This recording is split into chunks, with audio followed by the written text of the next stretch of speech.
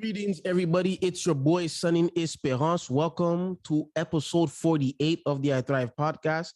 Today, I got with me Mr. Brother Adam Lee, or as those of you know him on Facebook, Doc Tosho, or how I met him in Philly. I'm not from Nigeria. Oh, I don't do this. Oh, I don't know what to say. Oh, he's going to be sharing his testimony on his journey, how he came into the truth of God. How you doing, brother? How's everything going? Everything's all right. How about yourself? Wonderful, wonderful. As you can see, I'm doing good, feeling good. Thanks be to God, of course, for allowing me to see another day, which I know another day is to get right with him. Now, brothers and sisters, before we begin the ITHRIVED podcast, just a few announcements. Now this podcast, you could listen to it on Spotify. For those of you that don't know what Spotify is, it means you could listen to it. It's pretty much, you're just hearing the voice. But like, let's say if you're a truck driver, let's say if you travel a lot, you can listen to it on Spotify for free. I believe you just need to download the episode and you don't necessarily need Wi-Fi while you're doing it. So it's literally just by voice. The link for that will be in the description. But now going forward, you'll be able to listen to episodes of the past and the episodes going forward on on Spotify. I'll do what I can to explain going forward as well in different videos, because I know there's probably, some brothers and sisters, they're not tech savvy, especially mothers and so forth. But you can now, those of you who do know, you can now listen to it on Spotify. Shout out to Sister Mo. Secondly, those of you that have seen or maybe have not seen, but there's been a terrible event that just happened in Haiti. For those of you that don't know, I'm born and raised in Canada, but my background is Haitian, is Haiti. Both of my parents are Haitian. There was an earthquake that happened in 2010. I lost a cousin. She was in the school. I didn't know her that much. I couldn't do anything during that time. I was much, much younger. What I wanted to do, I couldn't. Now being older, I've done what I can to take action. So you could catch the link in the description as well. But it's called Esperance for Haiti. It's a project I'm beginning where I'm trying to raise as much funds as I possibly can to go to Haiti myself with a selective team where we can go and distribute these things: food, shelter, books, all that we can do.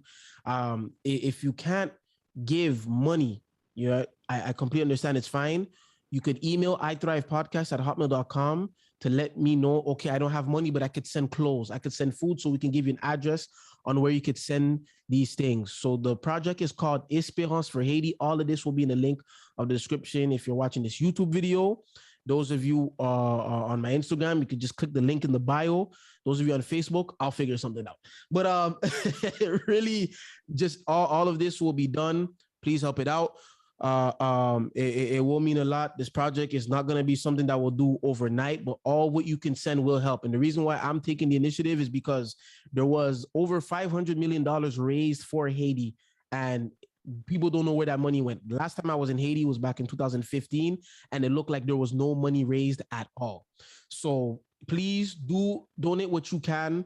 Shoes, clothing. For those of you who don't know, if you're sending clothes, for women, for girls, skirts. Don't send no pants, nothing like that. Skirts, for those of you that don't know. And for going forward, like food, shoes, books. Of course, if you can, French books. If you're sending a book in English, make sure it's one where it's like they're learning it, like a practice book or something like that. All right, that link will be in the description, okay? And also, this podcast affiliates itself with one church and one church only. That is First Church of our Lord Jesus Christ, where the leader, teacher, and guide is Apostle Pastor Gino Jennings. If you want to see if there's a temple in your area, you can go on the truthofgod.com and search up to see if there's a temple in your area. If you want to be baptized, you can go on the truthofgod.com as well and fill up the baptismal request.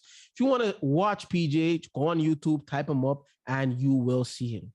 All right, we're going to get started. Brother Adam, I'm excited to hear this testimony. I don't know what we're going to hear today, brothers and sisters.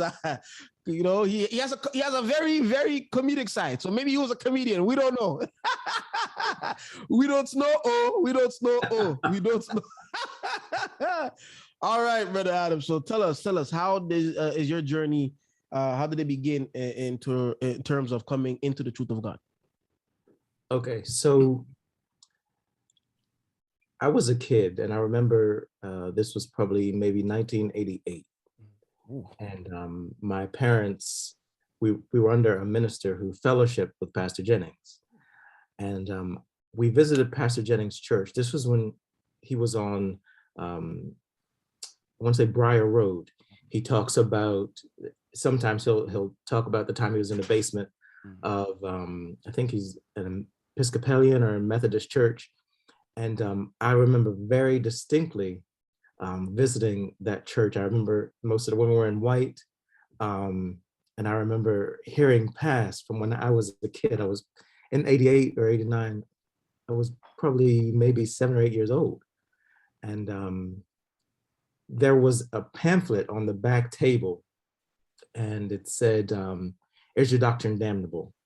And I think my father took that pamphlet off that back table, and I read it when I was younger. And then as I got older, probably maybe in my teens, I would go on to the Truth of God, and I would listen to the repeated broadcasts over and over, and then the Truth of God songs and things they had.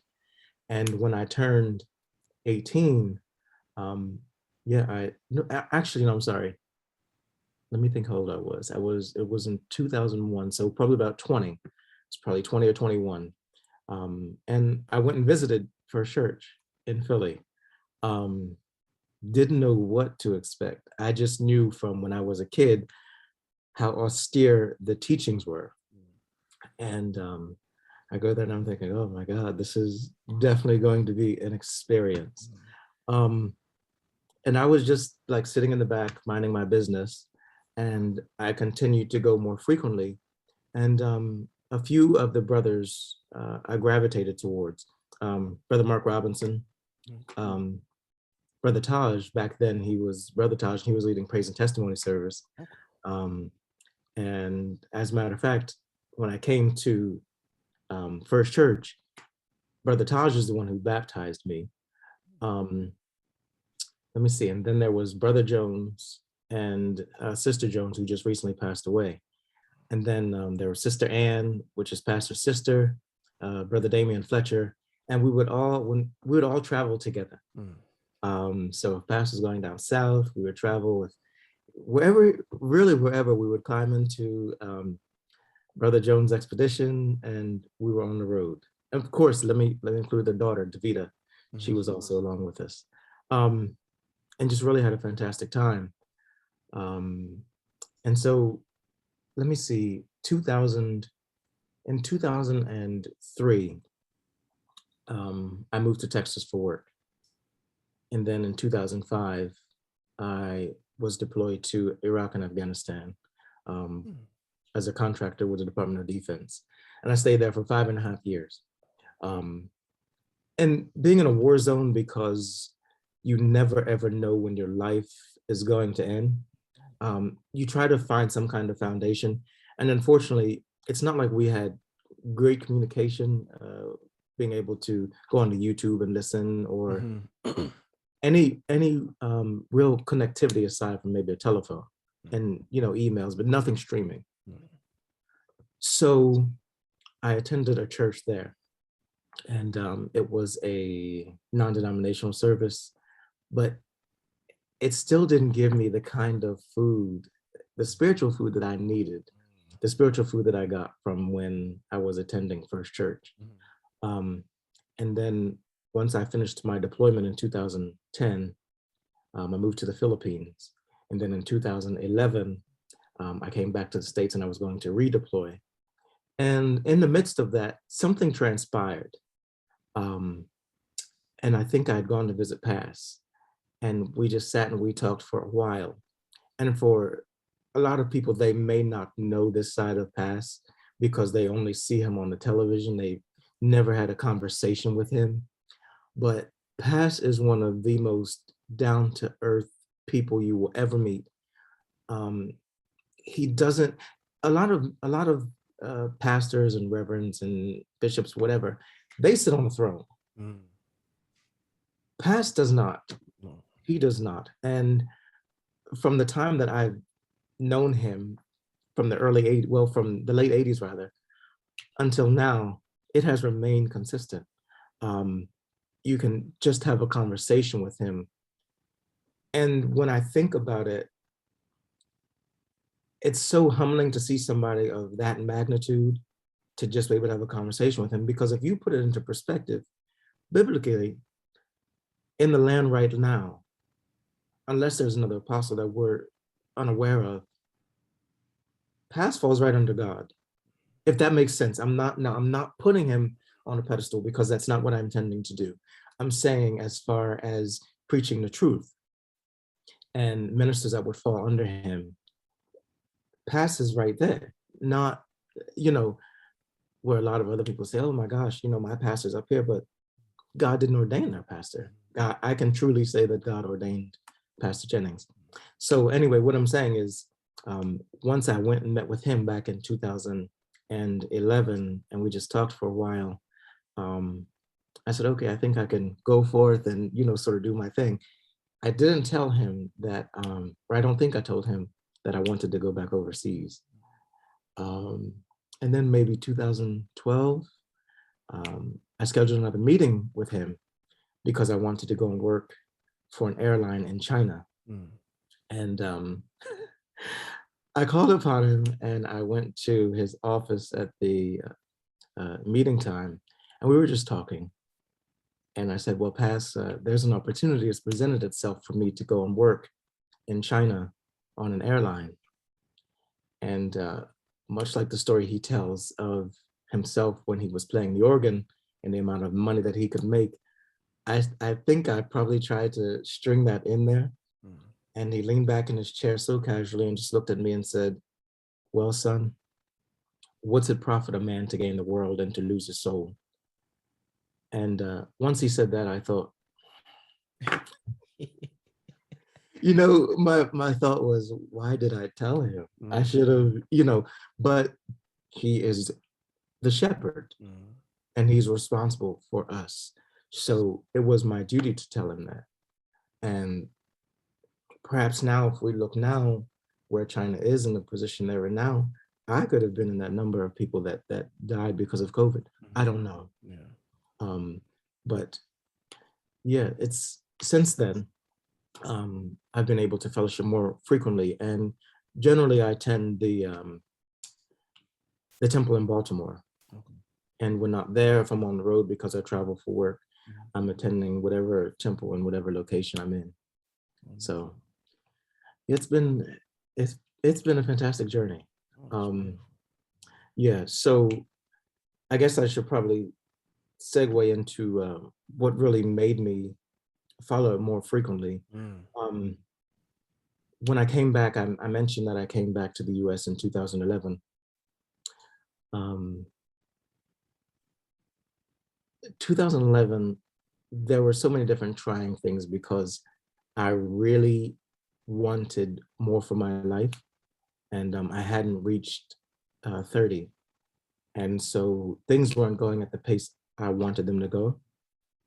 And so I said, man, this is, Lord, you can change this or I can change this.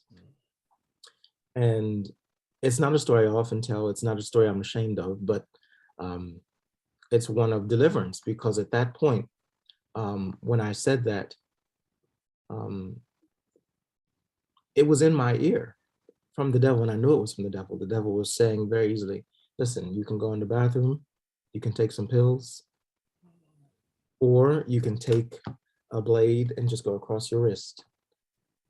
And in my mind, I struggled with that for a while, because when you're at the top of your career, when you're making tons of money and life is good for you, and then something happens, and it's seemingly some would say your fall from grace. I wouldn't say my fall from grace. I would say something similar. When you have a fall like that, I mean, what I was making in one month, I didn't make in a year. And it hit me so hard. And with that thought of contemplating suicide, the devil plays in your ear so easily. He's telling you, well, just end it, just end it. But I thank God, because at that moment, God was able to step in and just let me know, no, that's not the way to do it. And you certainly don't want your family to find you in this state. And knowing for that, there's no repentance. And so from that point, I sought the Lord more and more because I didn't have the Holy Ghost. And so the more I sought him, the more I sought him, and I'm thinking, this can't be it. It cannot be it. And I don't want to be one of those people who you're seeking God for years and don't have the Holy Ghost. And I'm not implying anything for those people that haven't received it, because God gives the gift when he desires to give it. But for me, no, I there was no way I knew I could sustain. And so I was listening to Pass, and there's a sermon that you'll find on YouTube, and it's called Prayer and Fasting Songs. And in that sermon, I remember that sermon because I was there that Sunday that he preached that. And I think that was, if I remember correctly, that was the time, that Pass was on a long fast. And Brother Dan came up and introduced him. And you could just see the burden that he was bearing while being on that fast. And in that sermon, he preached about Jacob wrestling with the angel, and that he wasn't going to let him go until he blessed him. And at that time, I was listening to that, but at the same time, crying out to God on my face. I lay prostrate, and I was just talking to God, and saying, "Thank you, Jesus. Hallelujah. Thank you, Jesus," to what I knew in order to receive the Holy Ghost. And I noticed my language changed. And the first thing you think, wait a minute, you're conscious of it. People will say, well, and so many people, because I bothered so many people for so long. Well, what was it like when you get it? Did you shout? Did you, what's the experience like? Does it feel like something was coming upon you? All of these different questions. And I thank God for those saints, because those saints probably said, will you just shut up and go tarry? You're trying to do is shut up and go tarry. Just leave me alone. But they weren't. They didn't do that. They were patient. And when I received it, the first time I spoke, I heard my language change. And then I stood up and I spoke a second time. And my language, it wasn't anything I understood. And then the third time I was facing the closet and I spoke again, and I heard myself speak. And I heard a voice say, this is because of your faith. And it went as quickly as it came. And that was in July 2011. Well, from the time in July 2011 until March the next year, I didn't speak in tongues again. And my concern was, well, Lord, I heard myself speak the one time. Why haven't I spoken again? Is it still there? And you get around people and you're hoping and you're saying, man, well, and the devil will play tricks on your mind so easily. Well, see, look, you received it, but you haven't spoken again. So you really don't have it. At that time, I told you of the things that had befallen me. And one of them, I can't say impoverished because that's definitely not the word, maybe more destitute than anything. And I didn't have a car. And so I rode to Refuge Temple in New York with one of my friends. And she said, well, just go on out and just sit in the congregation. And, once service is done, then we'll go and we'll have dinner with one of my friends. And I said, okay. And I thought Refuge was the closest thing to Holiness at that time. So I went along with it. And as I was sitting there, after the late Bishop Bonner had finished preaching, right toward the end, he said, and you're sitting down on God, and God's been good to you. And at that moment, have you ever had a beverage that you drink it and it just like, that hit the spot that I have wanted it to hit? Or maybe it's a hot day in the summer and you just have water and you feel the water just goes down. Just trickles down. And when he said that to me, I just let it marinate. And something pushed me up out of my seat and I started dancing. And those that know me, they know I generally don't dance. Most people will say I shake. And hey, if that's what God's given me, let me shake. But I danced this Sunday. And the next thing I knew, up came the tongues. And they kept coming and they kept coming. And I magnified God because for so long, you know, from July until March, was that 7 months, 8 months, unaware if I still had the Holy Ghost. And by the grace of God, he was still there. He was still there. So since then, I've changed careers a few times, and I'm more comfortable with what I do now. And definitely by the grace of God, I've been following this way. There have been struggles that I've dealt with since I was a child. Things that probably at this juncture aren't prudent to discuss, but at a later time, I would definitely, you know, help someone that may be dealing with those things. But the biggest thing that I dealt with was the play on the mind, and especially with folks that are dealing with suicide, because this way is a very difficult way, and there are so many opportunities out there for us in the world, and we have to give those things up. We don't want to, but the devil knows. Well, you know, if you don't, what's your pleasure going to be? But the pleasure isn't reserved for right now. It's reserved for eternity. So we have to fight through those things, and from what I've experienced. So I'm at a much better place now.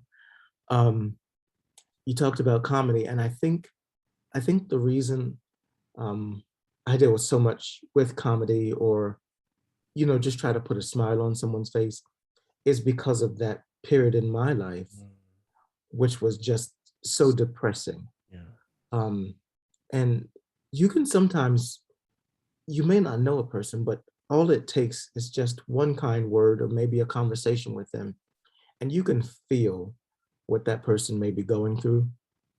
And what does it hurt to pray for them or with them? Doesn't hurt anything. And if that prayer can change, you may be the only light that they have seen. And if that prayer has the ability to change what they're going through, think of what you've done for that person. Their other side of life may have actually been death. So I'm definitely in a much better place now. So that's why you always, if they're ever on my page, it's generally just memes or videos or things like that to make people smile, to try and help someone have a good day. No, man, that's wow. You know, because suicide and, you know, the suicidal thoughts, it's not something, you know, you ever want to go through, or sometimes we may feel it's like not something we can go through, because, you know, and some may ask, you know, my days, this way must want to make people kill themselves. It's not this way makes us want, or makes somebody want to kill themselves, but it's really because, you know, there's a lot that you have to give up, like, just, you know, and then you're seeing somebody, like, I remember I was driving the other day, and, you know, this car beside me just bumping his music, dancing and jamming, and just, you know, here I am just listening to, you know, keep working, you know, just having my song. But it's like, just seeing he's just enjoying his life. You know, I personally, I had to give that up. Those that know me, my days, know I was the light of the party and whatnot, right? But it's very serious, brothers and sisters, this way. That's why I said, you know, some testimonies, it's gonna be hard.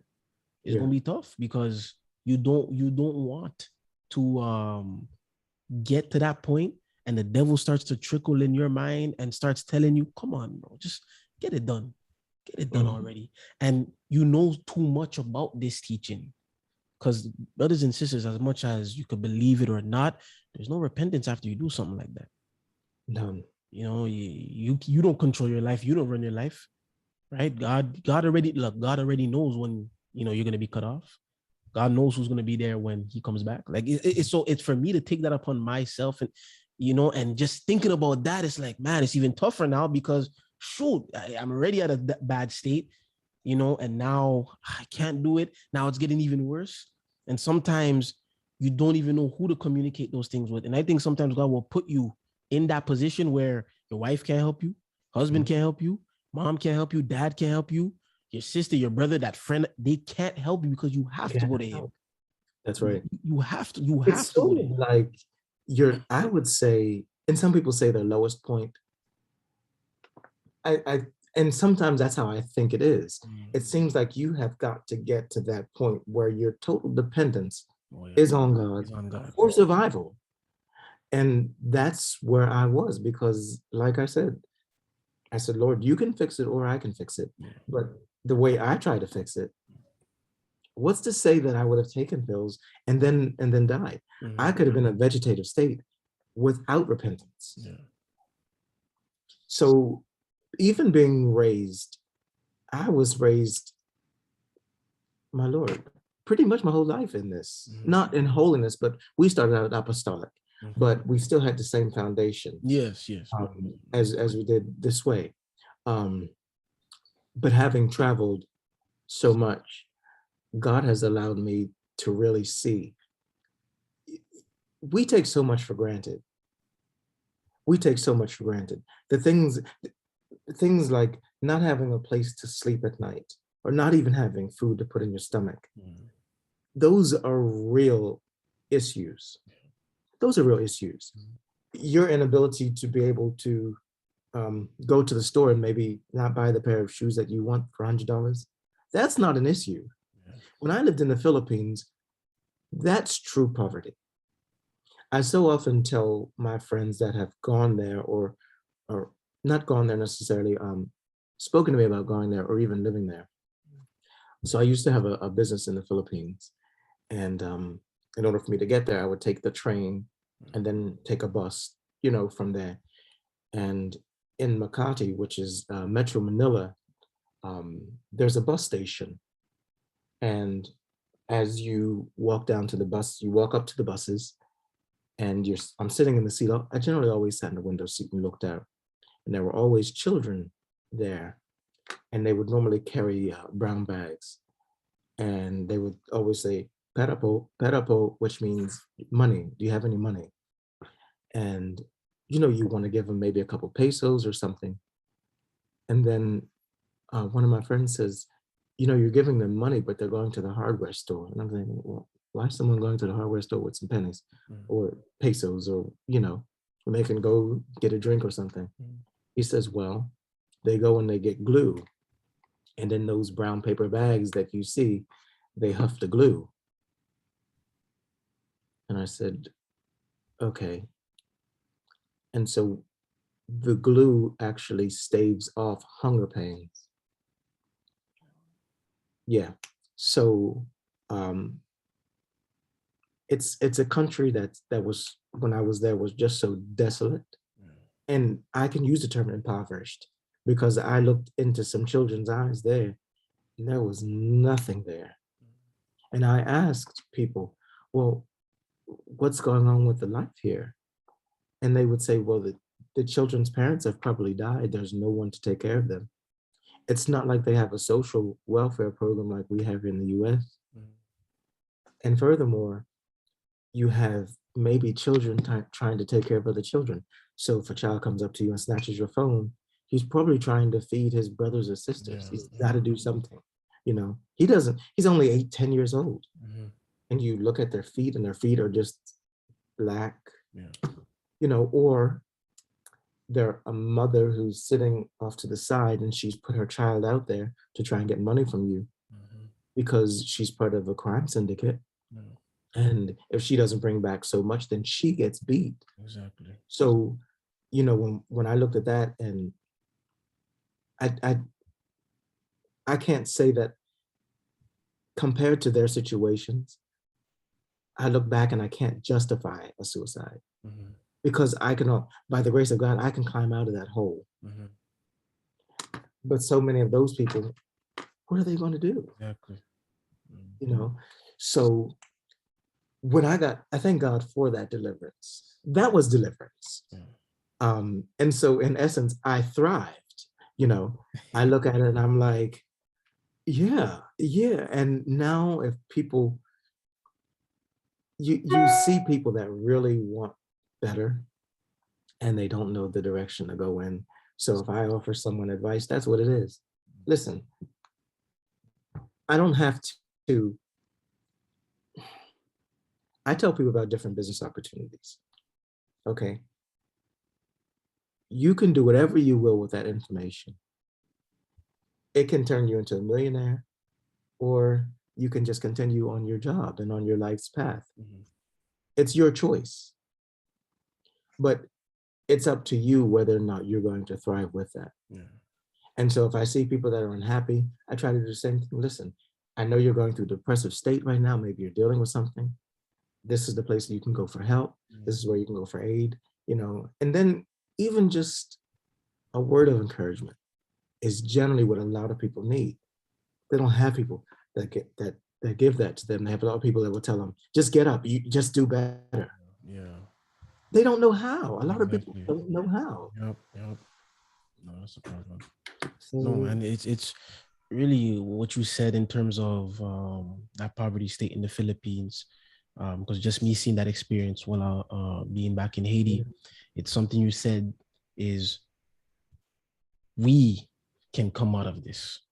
We're in that depressive state. We have the solutions. We have, the opportunities, right? We have the help. We have the communities, the programs, but them, they don't have much. In fact, some of them have nothing at all, so that's why I was even saying the other day, stealing is wrong, completely 150%. I get it. But I would understand that kid who's trying to steal that bag of bread. I would understand he needs to get that medication, not justifying it, saying it's right. But you get that understanding. And I'm not gonna see that kid and say, "Oh, how dare you call the cops?" And this is, I understand. Let me buy 2 bags of bread. You get what I mean? Yes. But what I don't understand is those who just want to do it just to do it. Your parents are giving you food, you have shelter, just because the wrong crowd you're around. Say, let me just, that now you're becoming stupid. There's people doing this. Literally, they don't see no other means and they're not getting any help. And I'm telling you, if you have, look, fasting is 24 hours. So if those of you have not, I'm telling you, when you feel that hunger, you're not asking, listen, what is there to eat? The interesting thing is, it seems like in the first 3 hours of your fast is when you get the hungriest. And it could be something you could start in, generally we start in the evening, but you could wake up in the morning, you smell somebody, well Lord, they cooking eggs and bacon. And I'm a vegetarian and I don't even eat bacon. You thinking, Lord, it smells so good. And they put on some coffee and you said, Lord, I haven't had it in years, but and then you try to get away from it, and that smell is in your nose, and you think, oh my God, Lord, but in denying yourself, that is a very difficult thing. That is. But imagine, for those people that deal with that every day. And there was a guy when I lived there in the Philippines. I used to walk past this stop, and there was always a guy there. You know he was homeless, and so stupid me, I would be coming from the mall, and I would bring in maybe a pizza or something like that. It never dawned on me. Listen, he's probably thinking, "Why are you bringing me pizza? Is there any rice and chicken, rice and beef?" You know what I mean? Yeah. But in my ignorance, I was trying to be kind, I guess you could say. But had I known different, I think I would have done differently. That's like, there are some panhandlers or even beggars in different cities. And stupid me, one time, I'm thinking,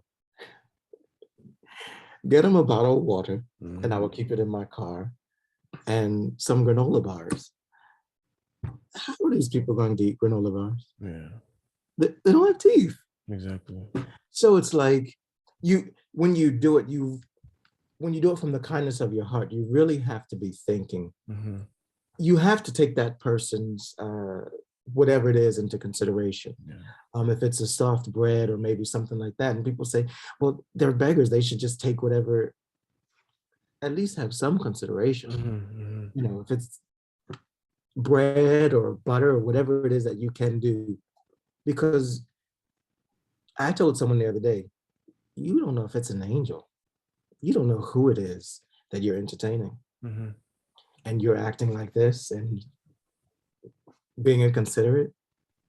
It's just not worth it. Yeah. Yeah. No. Yeah, that experience taught me a lot. No. And learning later in life that, you know, like you said, that amount of depression I had, and even what you said about IT, I'm like, no, because I have one of my friends, his girlfriend is from there. And when I read that, the number was at 200 and something. Now it rose up. And now I think it's what, 780. It's past 700. That's what happened in the 2010.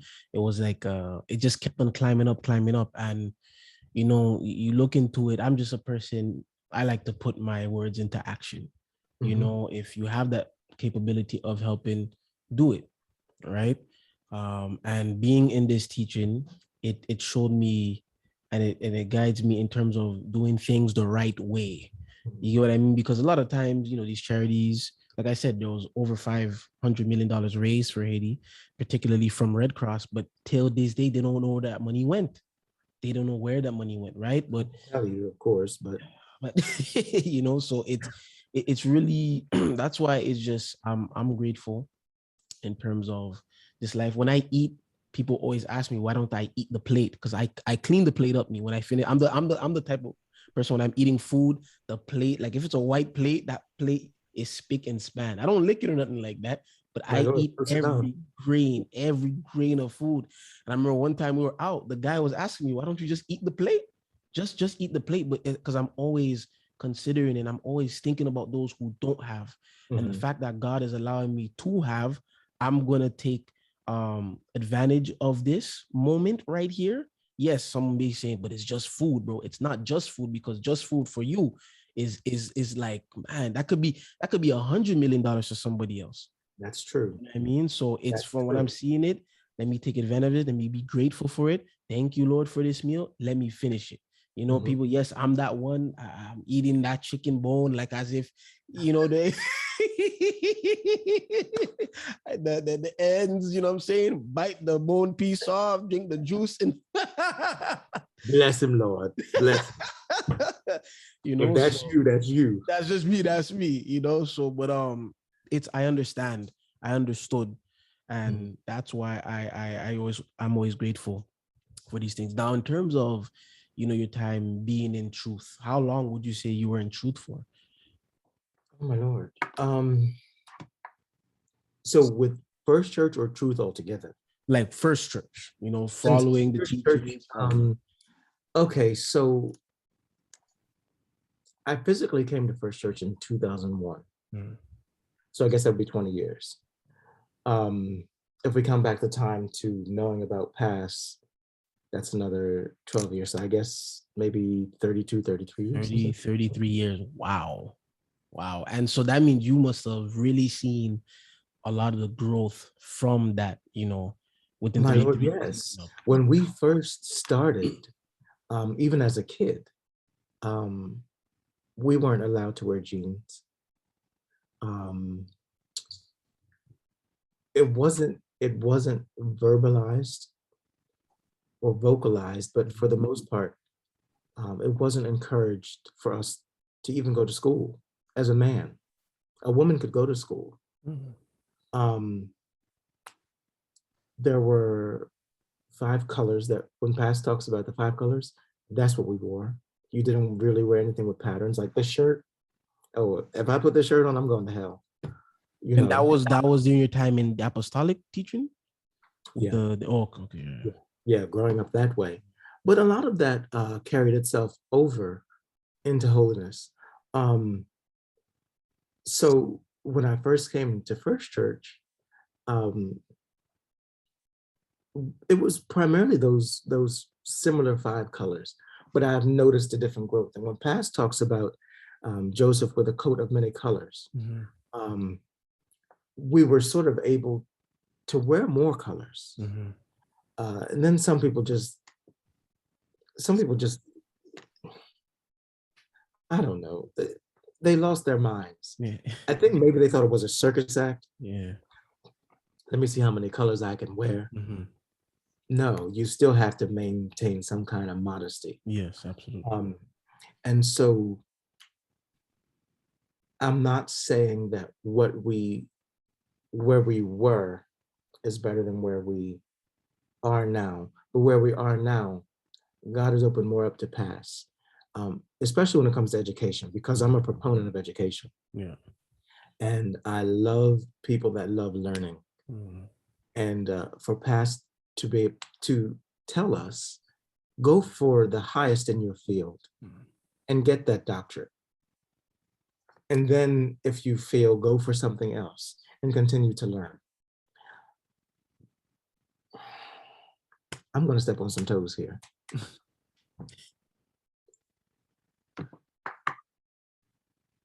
One of the reasons that I don't think I'm where I want to be, or when I was younger, I wanted to attend school to be a neurosurgeon. When I was in middle school, I read a book by Ben Carson called Think Big. And I remembered I wrote a poster on it, and I'm like, I'm going to go to school to be a neurosurgeon.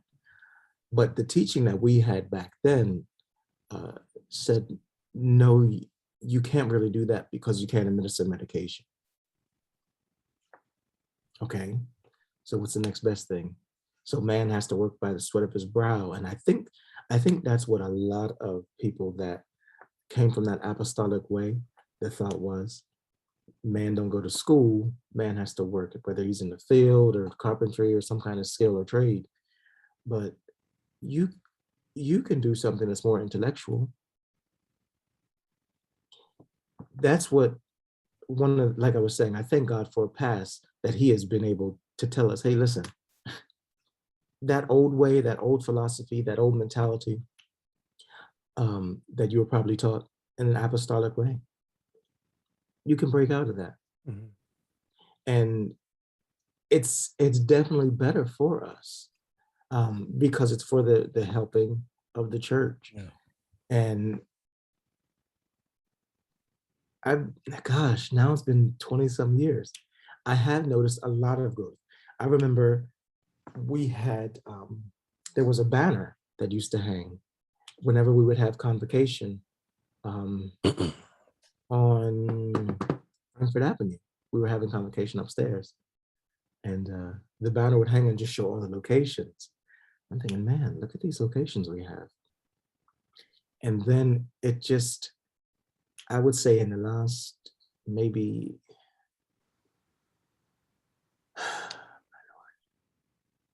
maybe 8 years, maybe, it has just grown and just,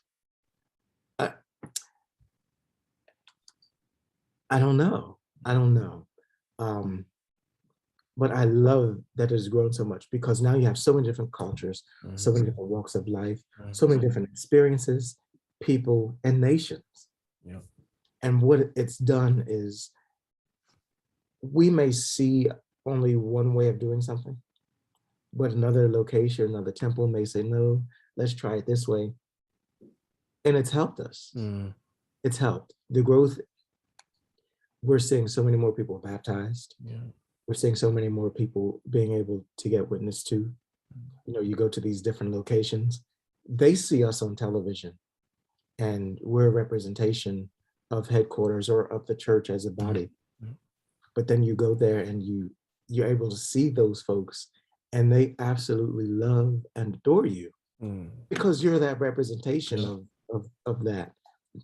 And there's, there are a lot of things that are tangible, that is one intangible thing when a person expresses that kind of love toward you.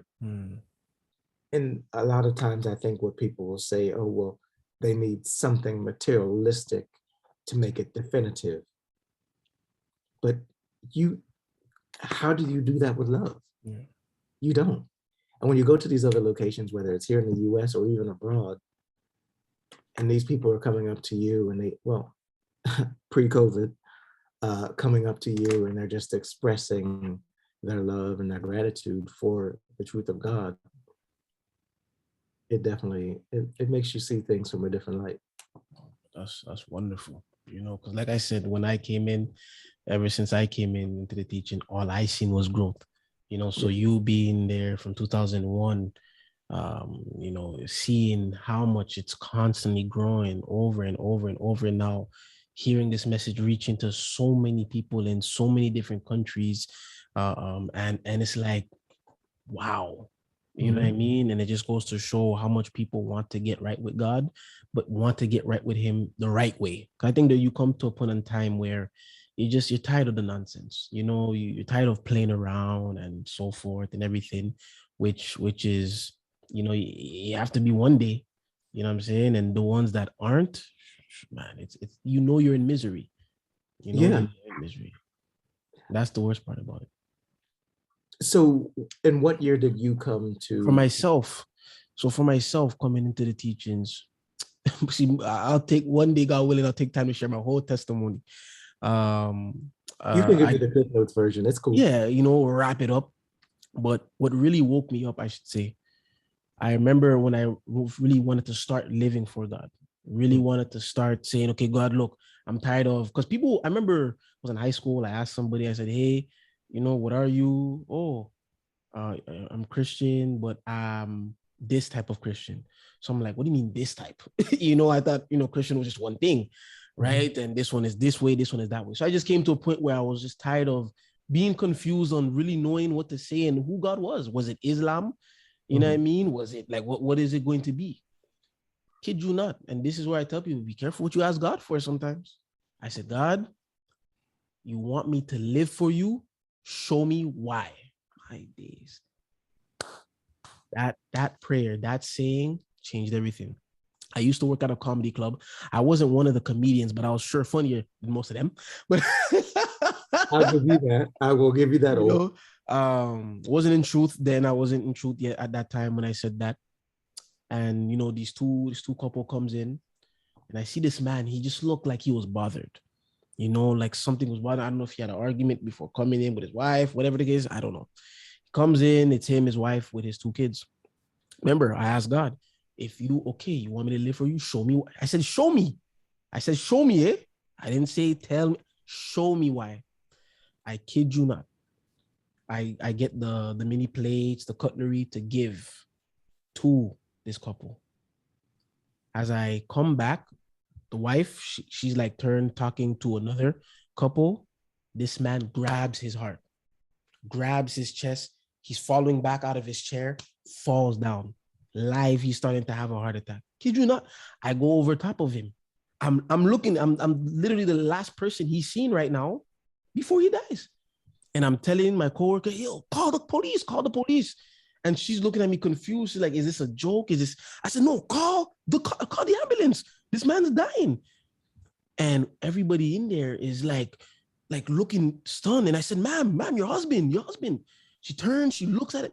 This man is holding his heart and has his hands is slowly slipping. I'm like, this man is dying in front of me right now. So now being the worker there, you have to get things under control and stuff. So a woman comes, she said, I'm a level C CPR. I said, okay. Man comes, I'm a retired firefighter. They're pumping, taking turns, pumping. And I'm there this whole time. And it was so, remember, this is a comedy club. And these comedians love to make Jesus jokes, eh? They love to make it. This day, oh my day, everybody was quiet. And I'll never forget the look of this other two couple. This man was holding the woman, and the look, the eyes they had is that a reminder came for everybody. Excuse me. A reminder came where, your time is going to come one day. You can make all the jokes you want. You could do all the laughing you want. You could do all the partying, all the clubbing, all this. But one day, this is what's going to happen. And from that moment in time, once that happened and constantly kept on pushing, it's like I heard something telling me, plain and simply, he's dead. He's gone. But me, I'm trying to, pray kind of in a way silently of what I knew to my understanding, but no, he's dead. He's gone. And then they're trying, firefighters finally come, ambulance come. They're trying to pump this man. Nothing at all. They go to the hospital. Finally, I asked a cop that came because I had to talk to this. There was these investigators that had to talk to me. They said, do I need to see a psychiatrist? All these things because what I just saw and stuff like that. And, I asked the cop, I said, how is it? The cop just looked at me. The man already had several medical issues, medical problems, all these things. And here he is ordering a chug of beer from already he was heavy, he was diabetic, all these things. And the one thing God really showed me why I had to live for him is because it's literally the message I got, but I could cut you off whenever I want. Because these people were at a comedy club ready to laugh, ready to ha. That thing woke me. The fear that came upon my heart, I've never feared God so much in my entire life. And when I say it's because now I said I'm not taking this for a joke. I'm gonna look and find God the way it needs be, But it's more of it, It's a whole another podcast one day, God willing. But fast forward, I kid you not, God told me search him up. I'm like, well, huh? Search, like I'm saying it now, through understanding of the teachings. But at that time, I did not know. It's like you think somebody else, search him up. Because I wanted to, get right and stuff. Because I remember I seen PJ while I was in high school, but it was just him slapping the white Jesus. Me growing up, I knew, Catholicism, that was nonsense, praying to Mary, yeah, Shabba, all of that nonsense. I knew it. So seeing him, it was just like, kind of like, okay, I seen this, but it never should. But something, I was like, something was telling me, let me go and find him. And it was just telling me, go search him up. I did not have a name. Kid you not. So I had to search him up. And a sister tried me on this. You search it up this way, go ahead, you'll still see it. I said, bald, light-skinned preacher slaps white Jesus. And I have to say, forgive me, Pastor, if you're watching this, because you have a little trinkle on the top of the head. You're not fully bald, so it comes up, but it just comes up like dates and stuff, not the name. And then finally I seen him and I seen more of it, and I got hooked. I said, this is what I need. This is what I'm looking for. Because I told God, you can't tell me it's TD Jakes, Creflo. You can't tell me it's this right now. You can't Joel Osteen. You can't tell me. There has to be a man out there who's standing for you. There has to be, and as I'm searching up, I kept on listening. And I remember I backed up because I seen him mention the book of Ecclesiasticus. So I'm like, because what I was taught, these are the Catholic books. We're not supposed to read that. They have blah, blah. And then it's when I remember I was just reading the scriptures one night and I come across the book of Joshua, chapter 10, verse 13, mentioning the book of Jasher. I shut my book. It's him. I kept on, it's him. So it's now, I kid you not, I'm just laying on my bed and I'm hearing God telling me, search up baptism, Geno Jennings. I said, what? Out of nowhere, I was just laying down, chilling, just laying down, relax, search up Geno Jennings baptism. So I said, all right, you know what? I go Geno Jennings on baptism. First thing I hear, if you are baptized, Father, Son, Holy Ghost, you are baptized wrong. I said, what is going on? So that's when I realized, I was baptized incorrectly, and it was like, and the reason why I was looking for this is because it was plain. It wasn't beat around the bush. It wasn't like these philosophers do it, try to calculate. No, it was literally, you're baptized, Father, Son, Holy, you were baptized wrong. And it was like, oh my. So it's like now, listen, I was making plans to move to Philly. I'm going to live, because I didn't know how it was, that it was, one church, but several locations. I didn't know. I just thought it was Philly. That's it. And it's when I seen he was coming to Toronto. My days, June 16th, 17th, June 16, 17, 18, around that weekend in 2018. What's crazy, the first day, it wasn't even PJ that preached. Something, I guess, within the borders, I don't know. But Minister Williams was able to come, which I said, for me, this is the greatest test, because the problems I had with falsehood, all these preachers are saying something else. One is preaching this way, one is preaching that way, but yet they're together, which made no sense. So I said, oh, okay, Minister William, we're going to see what it is. And the way he preached, you would not even, it's like, I was shocked. It's like scripture dissecting left, boom, boom, boom. It wasn't anything different than from what I heard, what PJ was preaching. And I said, I am not leaving today without getting baptized. I didn't know how it was. And you know what's crazy? The greatest shock for me was when I walked in and I seen people on their knees praying. That was mind you, I'm in falsehood, but my shock was walking into a church, seeing people praying on their knees. I'm like, oh, not seen that before, or was it? No, it's like it wasn't norm. It was just a lot of times people are coming. Hi, how's it going? Yes, praise the Lord. Yes, yes. Okay, service is about to start. All right, everybody. And then there's a Haitian church I went to. It was, people just didn't want to be there. It was literally, it wasn't adamant. It wasn't like that. It wasn't where you're walking and you're hearing, Lord Jesus. You're not hitting, now it's like unbelievable. And could you not, Minister? I didn't know how it went, but thank God, Minister William gets up. If you would like to be baptized in the name of Jesus Christ, stand on your feet. I believe it was 17, 18 of us that day that stood up. And since that time, man, I've lost relatives. I've lost people. I've lost a lot. I've lost a lot. That's the hardest part, because someone said a long time ago, you will lose those people that you really define as true friends. And there have been things I've dealt with in my life, situations and even lifestyle, and I have lost those friends, or folks I thought were my friends. When you see them, you're just cordial, you just speak, but you know that the way that you're trying to walk in this way, it pulls you from that. Oh yeah, you'll say, okay, well, maybe we can go out and grab something to eat at some time, and the Lord never allows it to happen. It never comes to fruition.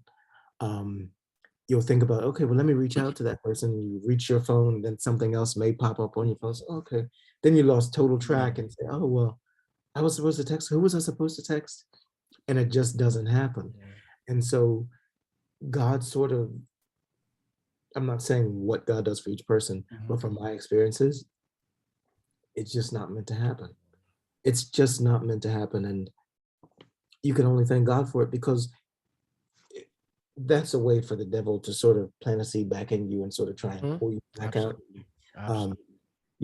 In my life, I'm not delivered from everything. People say, okay, well, you've been in this way for this long. I still, listen, I haven't made it over yet. I'm not in heaven yet. You still struggle with things. You still deal with things. And the gift of the Holy Ghost allows you to better deal with things than you would. Some people seem to think that once you receive it, that's it. You become Superman, Batman. Nothing gonna touch you. You struggle with nothing. You're not gonna struggle with nothing. You ain't gonna. Oh, my days. Yes, and it's all glamour and glory. And let me tell you, this way, it's even harder. Because there's things that you say, okay, well, Lord, I want to do. Yeah, exactly. And maybe nobody will catch me, but you know he's watching you. You know, all right, you may be able to escape mom, dad not seeing you, that friend, that brother, that sister, but you can't escape what God sees. No. And if you ever think you can, you're fooling yourself. You're fooling yourself. But the craziest part of that is, what happens if in the act God cuts you off? Yeah. That's the scariest part. Now, like I said, I know I deal with things, other people deal with things, but I don't put people in hell for those things you deal with, because where there's life, there's hope. God gives you an opportunity to repent. But some people say, oh, well, you know what? You're going to hell. Why would you want your worst enemy? You wouldn't want that for your worst enemy. Mm-hmm. You wouldn't, because just the very thought, triple darkness, Mm-hmm. triple, you're not, we can quench our thirst. We can quench our thirst. Mm-hmm. Your hunger. What? Mm-hmm. What? We're not, I'm not even talking about the heat. Mm-hmm. And so put it into perspective, why would you want anyone to have to deal with that? Mm-hmm. So you definitely would want your light to shine so that people will see your good works and glorify your Father in heaven. That's what we were taught, you know. But yeah, that's this way is oof. No, You got to listen. give up a lot, but your reward is definitely going to be worth it. Absolutely. No, but then, there's man, sometimes, I just sit down and reflect, because despite how hard and difficult I go through, I give thanks to God. Because it's like, I wonder, where would I have been if I just said, you know what, let me continue on the path that I was on, and just, like I said, my testimony is, boom, there's a lot left and rights in it. And I just sit and reflect a lot. And God showed me ways. And that's not the first person where it was, that died right there. And, you did not know him or whatever the case was. But I remember I had a nationals for soccer. I was like Nova Scotia in Canada, for those that know it. And we lost in the semifinals. We're pretty down and stuff. And I get a call from a friend from high school. He said, yo, I seen him send like this GoFundMe on somebody. I said, what happened? He said, bro, he died. I said, what do you mean he died? He was playing and he dropped dead.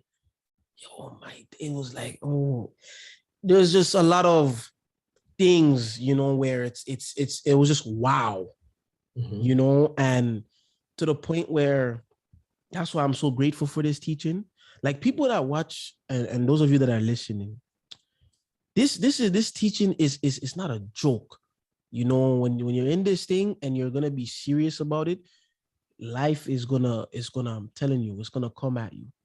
And if you don't have anything sound, because I know, listen, I was already used to that militant, because being an athlete, coaches aren't telling you, come on, buddy, come on, we need you to do better, okay? No, it wasn't. Right. So what do you do? Get the ball. What do you, Right. it was, in your face. So I was used to that. And if somebody's gonna get right, you need something strong. You need something solid. Like when you had the bruise, any athlete could know.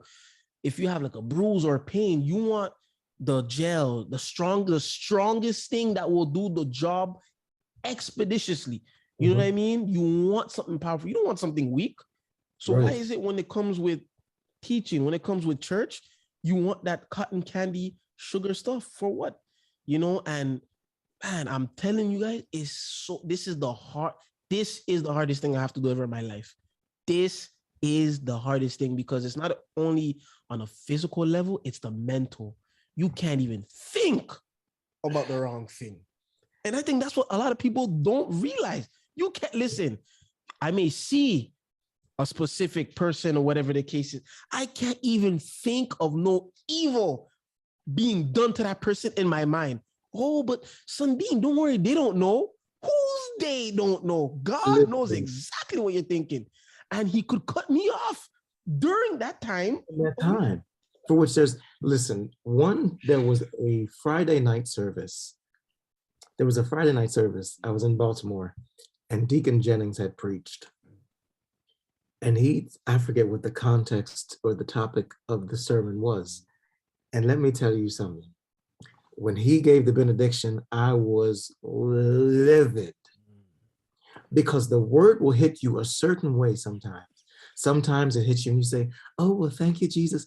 I'm so glad. This is giving me so much encouragement. That Friday night,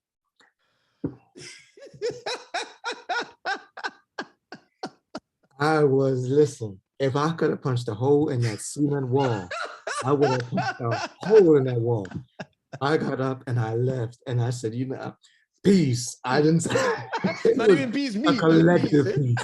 Please. And I left out and I said, oh my God, I was just so mad. Yeah. And when I'm driving and I'm saying, you can't change it. Exactly. This has been here before you Yeah. ever came into this world. Mhm. You can't change this. No. You gotta accept it and deal with it. No. I remember one time, I think, because sometimes as someone is generally teaching or ministering, it's constantly in my mind. It's constantly. I was like, okay. And Pastor had preached and I was listening to him, I think after he had preached. And I think I probably went to the Lord and I'm like, oh, I'm sick of this. I don't want to hear this mess or something like that. And I'm just having conversation, just talking to the Lord. And I heard a voice so clearly say, I didn't give it to you. I gave it to him. And I said, oh, and you can't escape it. No, you can't. You can't escape it. And it hits you in your face. And so when people say, oh, well, you know, that church, I don't like to go to that church because that man, he don't preach love. Well, what was love? That's the question. What's love? How do you define it? My days. Love isn't delivering you from the gates of hell. That's not love. If that's not love, I don't know what love is then. Tell me what it is. I don't know what love is. You know? And so we have, in our present time, we have a true God-sent apostle. I don't care what anybody else says. I don't care. I don't care. Because remember the first meeting I told you about when I came back and I talked with Past? Yeah. We had a conversation. In that dialogue, I said something to Past, and he replied, and it didn't hit me. And I left Philadelphia, headed back to Baltimore, or to Maryland rather. And as I'm driving, it clicked. Oh my God, he knows.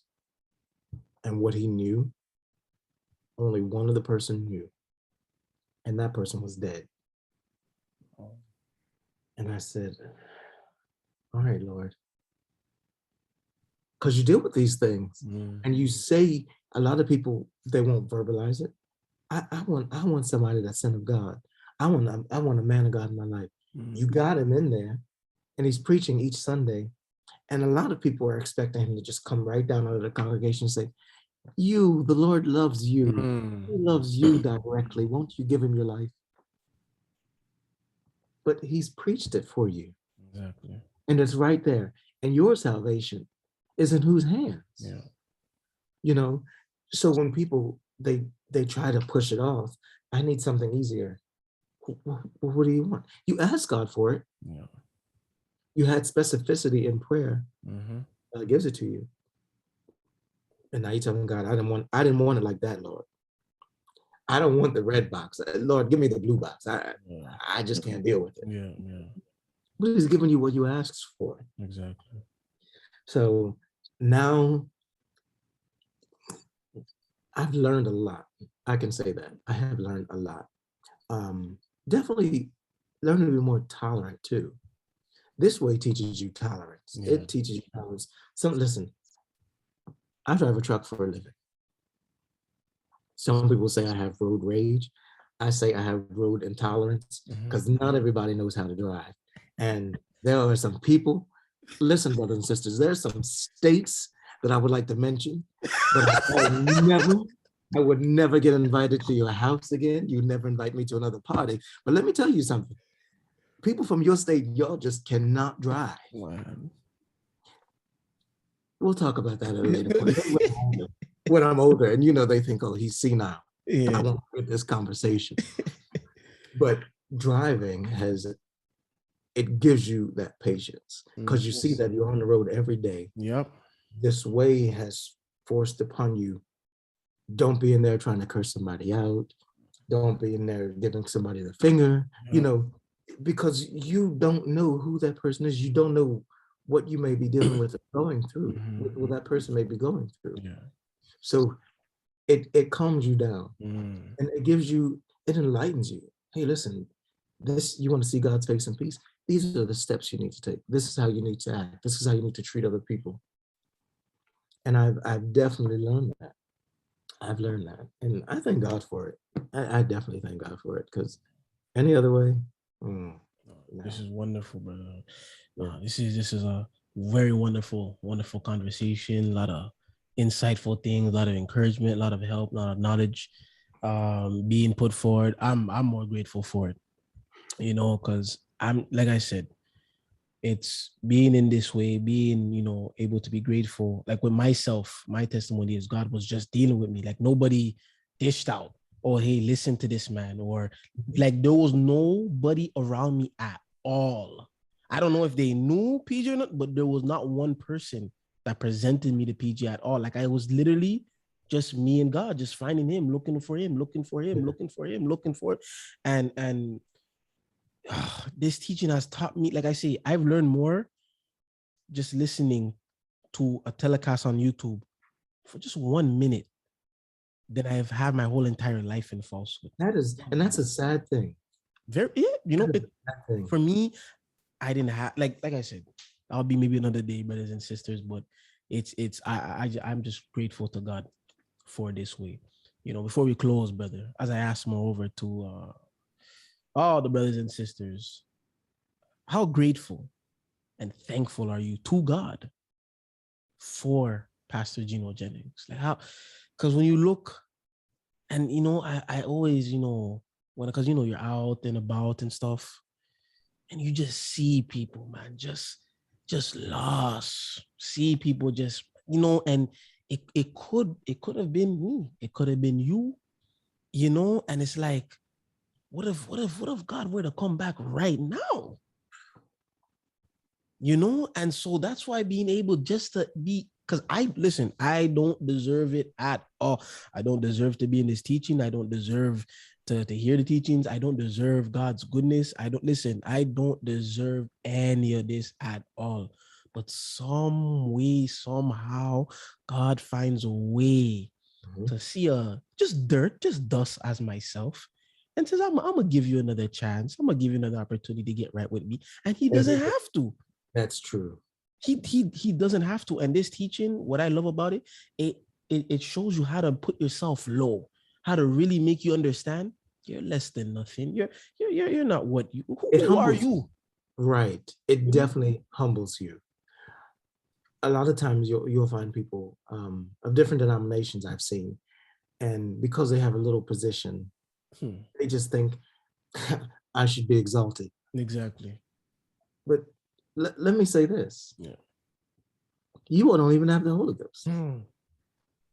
You don't even know about the water baptism truthfully. You don't know about repentance. You don't have you don't even have the back door into holiness. And yet you're praising yourself. Yeah.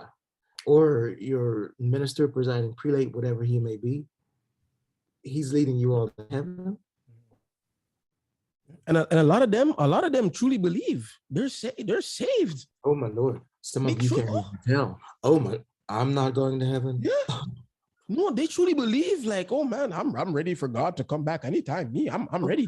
I'm like, what? I so often hear that, and I think if you really knew what you were saying, you wouldn't be saying. But they do, as I'm saying, that's what I'm saying. They don't. They don't understand, because when you say something like that, you better be very careful, because when God does come, when the death angel comes knocking, better all that talk you were saying, you better remember. And that's the thing. That's why you have to be even very careful what you say in this teaching. One advice I could say to you, brothers and sisters, you may be going through a hardship or whatever the case is in this way. Be very careful of what you say. You could say something in your present moment in time. Oh, I wish I just died right now, and now 5-10 years from now, you're not in that state, but now sickness comes upon you. And now, and you know what I'm saying this for? Because there was a brother Elliot who passed. He had esophagus cancer.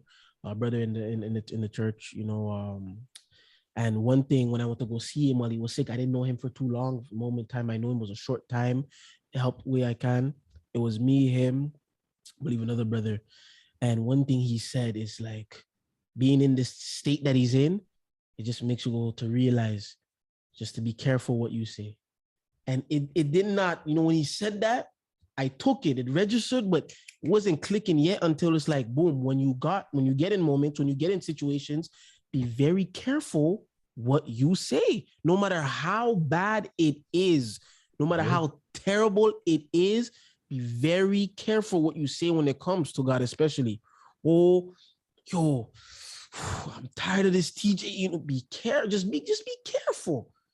You know what I'm saying? Just be very careful, because I'm telling you, when you're in those moments, the devil's gonna be right there, just waiting. Come on now. Listen, you probably never smoked weed in your life. Devil will put it in your head. Come on, why don't you go smoke some weed? You need to relax. You need to chill out. Huh? Yes, he will. You And he'll never send drink. somebody. You know what? What he'll do, it seems, it's funny you're saying that, because you'll just have left church, like that Friday night I told you about when Deacon preached, and you'll leave church and you think the devil's saying, well, you know what? If you go smoke something, nobody's gonna know. And as you leave, there go a car driving down the street, they're bumping the music, and what do you smell? The devil is a liar. No, I know that is not the Lord. But the devil has that ability, and he knows, because he did. Listen, how long has he been around? Yeah. And do you think, if the Bible tells us there's nothing new under the sun, do you think that he's not going to use those same tactics that he's used for years and years? And the little speck of dust that you are, you think, oh, well, I'm able to beat the devil. When I hear stuff like that, man, people really don't know what they're saying. No, they don't. No, they don't. Listen, I've been in this way, and there's things that the devil still, to this day, tempts me with. Still. And we're talking being born in a very similar church, where the standard, my pastor, or my former pastor, sometimes still fellowships with us. And you would think that this way would just be so easy for me. That's what I would have thought. No, I deal. People say, well, you don't deal with anything. Just because I don't disclose what I don't deal with. Exactly. For the world, it's not for everyone to hear. And at the right time, if ever, then it will be disclosed. So let me say this. You asked the question, how grateful are you to God for for Pastor Gino Jennings?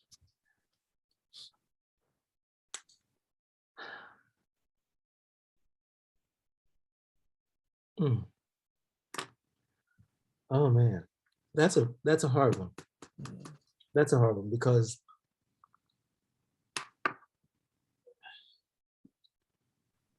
some of the things that that past has preached have directly saved my life.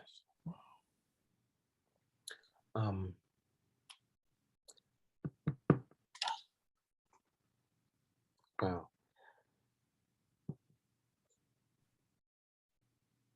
Yeah. If I mean, wow, this is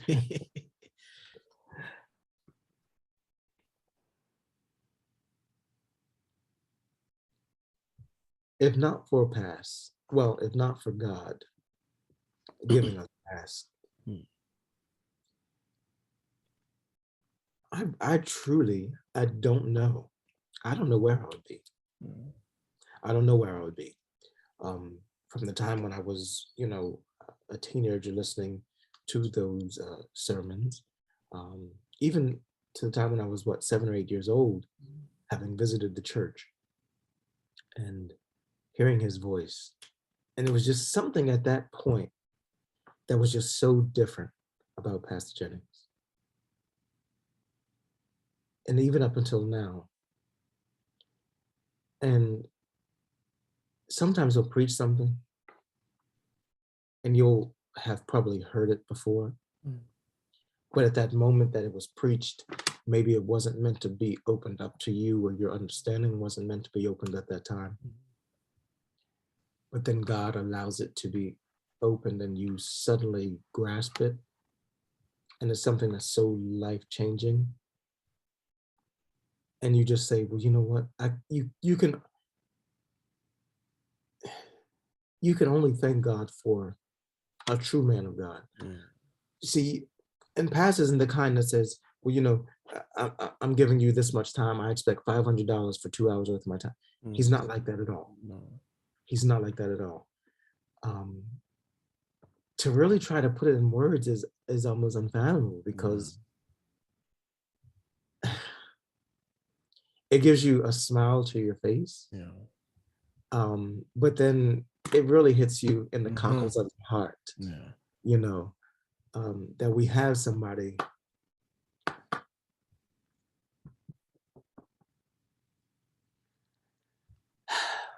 oh man, that we have somebody that's out there week after week, hazarding their life for us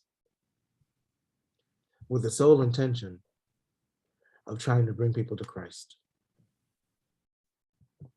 That's his intention.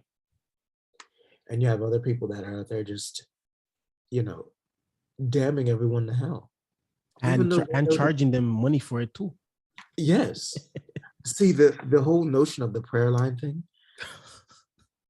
you know, and the crazy thing is they charge money for these prayer lines, but the prayer doesn't even reach heaven. Exactly. You know, $500, $10,000, $100,000 for a prayer that doesn't even get off the ground. And we have somebody in our presence that hears directly from God. And you look at him as if to say, well, I don't want to deal with that. And I've seen past age. Over 20 years, I've seen him age.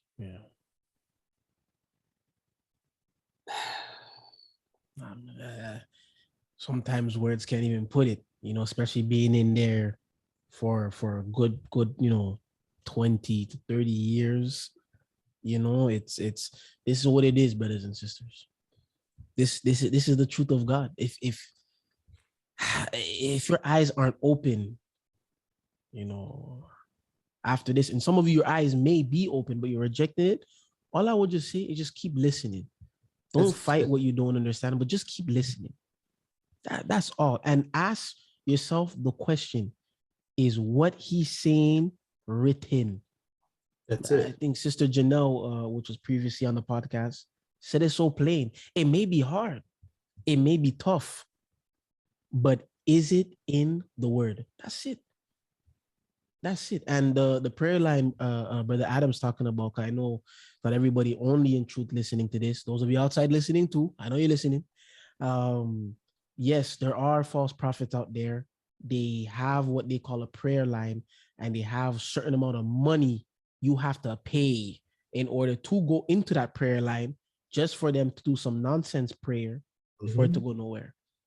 Yes, you have false prophets that will charge a fee. They have the greatest message of the world. This is a life-saving message now, but they're charging money for it. Well, how much does PJ charge? Y'all must be very cheap. Oh, it's free. If you didn't, you know, it's free. And when he travels, he's not always healthy. He's not. That's another thing too. He's not always. I remember there's a time he could not even come to Canada. You know, it got to him bad. He had bronchitis. He couldn't make it out. Thank God for, you know, Evangelist Taj, Minister Williams, for still being able to come out, and the very few brothers and sisters that were still able to come to, from Philly as well. You know, it's this way, this teaching, it's hard, but you know, sometimes when you know ask these questions, not everybody will be able to find words to express this, because this is real. This is real truth right here. It's not fake. It's not no gimmick, no nothing like this. This right here, brothers and sisters, is the truth of God, plain and simple. You know, so what I would say is be very thankful and grateful if you're able to hear the teaching. Be very grateful and thankful if you live in a household where everybody's on one accord with this teaching. That's another thing too. Definitely. You know, that's another thing as well, because you have households, my days, Mom, They'll dare fight you to, against oh yeah, you. Yes, I dare yes. you to put that Geno Jennings in here. I dare you to put it. We're gonna be on the And imagine you're put out of your house because of that. just because of that. Mm-hmm. Yeah. You know, and in some countries, brothers and sisters, people would be killed. That's true. That's very true. This is no joke. I'm telling y'all, this is no joke. This is real testimonies, real people. This is real truth. You know, so I'm grateful. Like I know I'm grateful that I didn't get full off of. I'm not grateful that I ate, but I'm saying I'm grateful that I didn't get full off a bowl of rice and peas and chicken and woke up the next day, got a dream from the devil saying that I'm called to preach. Because I could have done that. I could have been one of these false prophets out here saying there's 3 gods, ordaining women preachers, making my wife the first lady, or just a whole lot of nonsense. There's so much, brothers and sisters. And sometimes I look at it, man, being in 2021, still seeing people just lost, and people dying that way. It's one thing. Being lost is one thing. As you said, where there's life, there is hope. But then dying, and you know that that person died that way, dying with no God. And what does that false prophet say at the funeral? He puts him right in heaven. I was talking to God yesterday. Hashaba. And I saw him. I saw her. And here they can't even see the person around the left corner right there. But they saw them, eh? You saw them, oh? Where? In heaven. Where? Stop this nonsense. You know, so it's You're right. when you look at it, it's comical, it is. But in reality, that it's not so. Every burial I've been, every burial, every funeral I've been to, they all went to heaven. Here, this person died of a drug overdose. I saw him in heaven beside grandma. Wow, I have to imagine what's heaven going to be like. That's what I want to know. Michael Jackson in heaven, and people are looking at it. Oh, y'all just judging. No. We're just dealing with the reality here. You know what I say when people tell me that? I say this: if a cop sees a sign and the speed limit says 60 miles per hour, and you come upon that and you're doing 75, and the cop pulls you over, and he says, "Do you know why I pulled you over?" Well, why'd you pull me over? A lot of people don't want to admit their guilt. Yeah. Well, you were going 75 into 60. Okay. Is that cop passing judgment on you? Or is he telling you the speed limit is 60 and you're going 75? That's not passing judgment. That's enforcing the law. So the Bible is called law. Translated means law. Okay. So if that's the book which governs us and we read those things and those things should be enforced, how's that judgment?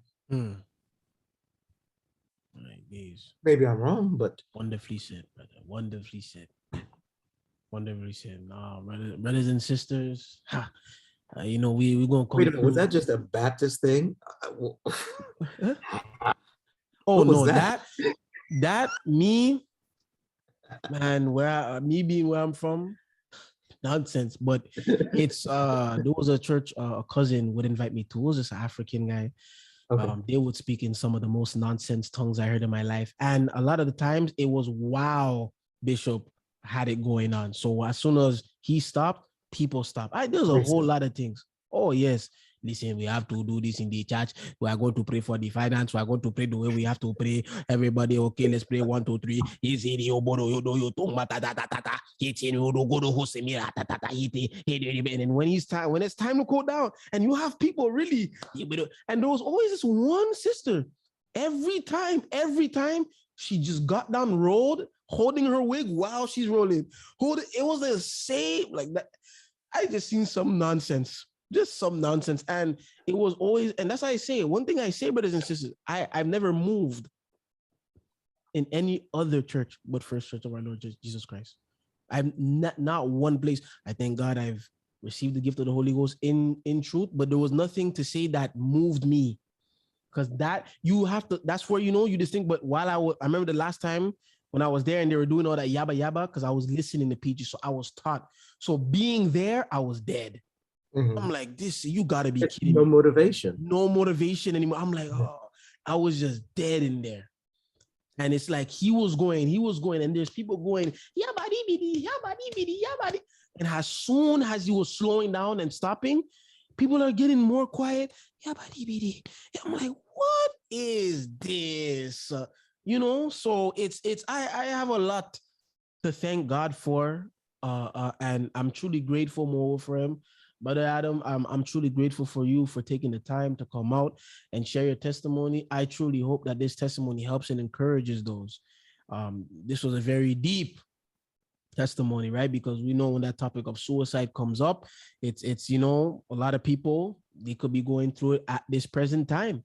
But I'm telling you, brothers and sisters, those of you watching and those of you just watching from outside, telling you right now, those of you watching from outside, tune into the teachings, because some of you haven't tuned in. You don't want to tune in. You don't want to give it. You probably ended up in some false church that gave you false hope, and now you're in a position where, because of them, right now, I'm telling you, brothers and sisters, and those of you from outside, tune into the teachings and listen. And those of you who know prayer, so I'm telling you, sometimes you're gonna have to scream out of your lungs. You're gonna have to fight with. Stop trying to look all handsome, and it's not like that. But that itself is what has inhibited so many people from actually receiving it, because they're worried about what the person on the left or the right looks. Well, how are they going to see me? Listen, I don't care how they see me, because there's something I need from God that only He's able to provide. Oh, yes. What do I care? Because you know why? That same person is going to have to come to God the same way or similar fashion. Exactly. Yeah. I don't care. Oh, man. Sometimes you have to do, like, this is God right now. And imagine if it was just, oh Lord God, man, it's your chosen one, man. I got these haters out here, Lord. Just help me with this situation, oh God, and we'll deal with the things. All right, Lord. All right. Can you imagine if it was just that easy? Oh no. And the thing, it doesn't matter who you are. Sometimes you gotta just out of your lungs. And some you may say, well, I'm in a house, and they're not with the teachings. Take your pillow. I kid you not, take your pillow and scream in that pillow. Scream in it. Now they may not hear it, but I'm telling you, God gonna hear it. Scream in that. I'm telling you, scream in that pillow. Go sit in your car. If that's what in your car. Yes. Walk you find a way, brothers and sisters, because I'm telling you, this way, it's hard, and it's never, there's never a time I wake up and I said, this is gonna be an easy day in truth. Oh no, there's there's never a time I wake up and say that. It's we go, gotta hit them knees, gotta be and at times a challenge I would say too is placing that time for God, because now you may have work at 6 a.m. right? Now you gotta wake up at 5 a.m. or whatever a.m., depending how far that trip is, or if you're working from home, just to make that time to just give God thanks, right? Just give God thanks, because He woke you up. He's letting you get right. So He's letting you up because He wants you to get right with Him. He's not waking you up because you're this big time star and blah. He woke you up just so you can get right with Him. And you're gonna just try to just not make time for Him and say, the first thing they'll do is pick up their phone. They pick up the phone and they're, well, did I get any texts? I need to respond to this. Now, wait a minute. That person had nothing to do with you opening your eyes. No. Nothing. Absolutely. And then you don't thank God for just saying, you know what, I'm on this side of the ground and not in it. You don't thank Him for allowing you to be in your right frame of mind. My dear. Because you could have been one of those ones that it could have been this easy. You could have forgotten to pay your house insurance, and God could have let your house burn down to the ground with you in it. Yeah. And you don't thank Him for it? There's so much to thank God for, man. But they're abusive. Unless there is some kind of natural disaster. Now all of a sudden, there's that desperation. Now all of a sudden, now He exists. I need you to. Oh my days. Yes. That's why another thing I would say too, what I always pray to God for is, don't allow me to be comfortable in this teaching. Don't allow me to ever think that I've done enough where I could just, I'm at the stage where I could settle down. Want it to be, even if it's 50 years from now, I still want to be on my knees, calling upon him. Still on my knees. I'm desperate for God. I'm desperate. I want to be in the right mind. I want to walk to march on this journey correctly. I don't want to leave this teaching. You understand? And I say, God, if there's a time, 5 years, 10 years from now, you see me leaving, I need you to put a different address on the GPS. No, keep me going straight. I don't want to go turn left and turn right. Just keep me going. It's hard. Keep pushing me through. I say, and the singer Helen Baylor said it best in one of her songs, that her grandmother used to pray, and in that moment, God rebuked the devil out of her mind long enough to make the conscious decision. And so for those people that may be dealing with something, ask God to rebuke that devil out of your mind long enough for you to make that conscious decision that you're going to live a life that's pleasing for him. Absolutely. That's what we have to do. People will say, oh, well, I don't have to go through anything. When have you, even a butterfly has to go through something. That's what a metamorphosis. Yep. It has to. If you think that this is going to be an easy way, I'm sorry, you're wrong. But look at what the end is going to be. Absolutely. That's what we're striving for, is the end. And there are struggles. Some people, there's going to be a thorn in your flesh for the rest of your life. It's going to be. It's already been determined. And that's what you're going to have to deal with. That's what your struggle will be. But God is faithful, and he's able to help you to deal with those things. So for those ones that may be, oh, I'm ashamed of coming to church. I'm ashamed of coming to First Church because, they're going to look at me differently. Don't worry about that. Yeah. Don't even let that be a part of your mind. You know why? Because so often, most of the times, those people aren't thinking about you. They're thinking, how in the world can I myself get right? Yeah. I'm here. I'm dealing with things. I need to get right. Yeah. Don't let that hinder you, because the devil will put those things in your mind. But as long as you continue, just all you have to do is strive. That's why the Bible says strive. You have to just strive. And God sees that. He blesses you to overcome things. I know it. Well, that's wonderful. That's wonderful, brother. Brothers and sisters, that concludes episode 48 of the ITHRIVED podcast. My days, some will be longer than usual, some will be shorter, but it's no. When it's good information that's being given, and I know it's to help those, I don't stop it, because this podcast is not made for gossip and blah blah blah and stuff like that. There's people that they really need that help, and in terms of getting advice from these podcasts, especially the years you've been in it, which could be a big help for those who are just starting out, so it's once again, Brother Adam, thank you for taking the time to come out and sharing your testimony, giving advice, giving your experiences from what you've seen, and how that has shaped you today. And I'll keep you in prayer so God can just continue to help you, and that you continue to strive. I know a lot of the times people say, oh, I'll continue to pray, but I'm not going to. I mean, I pray for my brothers and sisters. I wouldn't say I specifically would say, hey, Brother Adam. So that's why I just keep it real. You just keep a blanket request. That's it. There you go. I'll keep you in prayer, brothers and sisters. Keep Brother Adam in prayer. Keep myself and my family in prayer, him and his family. I'm never going to shy away from the prayers. Please keep me and my family in prayers. I'm just trying to strive and hold on to God's unchanging hand, no matter what's being, left away, or who's leaving, who's cursing me out, who's saying this and that. I'm just trying to strive in this straight way, So just keep me in prayer, keep the podcast in prayer, that it grows, that it helps those out there who are coming in, seeing the testimonies. Like I said, real truths, to say the least, because these are not testimonies where I'm paying people at all to say, look, Brother Adam, I need you to say something dramatic here. Say that, I mean, I know Elder King, when he said he found a bear, I'm like, those the age men, they have these different testimonies.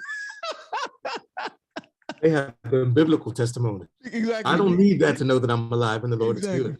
My days, I don't want nobody going out there trying to fight a kangaroo so they can testify and say, hey, I fought a kangaroo, because you have it in falsehood. These testimonies come from out of nowhere. You understand? So that's why I say, brothers and sisters, this is real truth.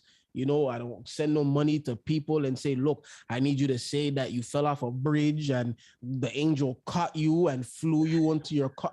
And none of that. This right here is real truth, brothers and sisters, real truth. Thank you for listening once again. Remember, this podcast affiliates itself with one church and one church only. That's First Church of our Lord Jesus Christ, where the leader, teaching guide is Apostle Pastor Gino Jennings. And also, you can tune in and go to www.ithrivepodcast.com. You'll see where it's Esperance for Haiti. I'm trying to take as much funds as I possibly can so I can help Haitians out and do what needs to be done and send provisions for them. All right. Thank you for listening, brothers and sisters. This was your boy, Sundin Esperance, and Brother Adam Lee. Take care. God bless and peace be. And don't forget, you can listen to this also on Spotify. Take care. Peace be.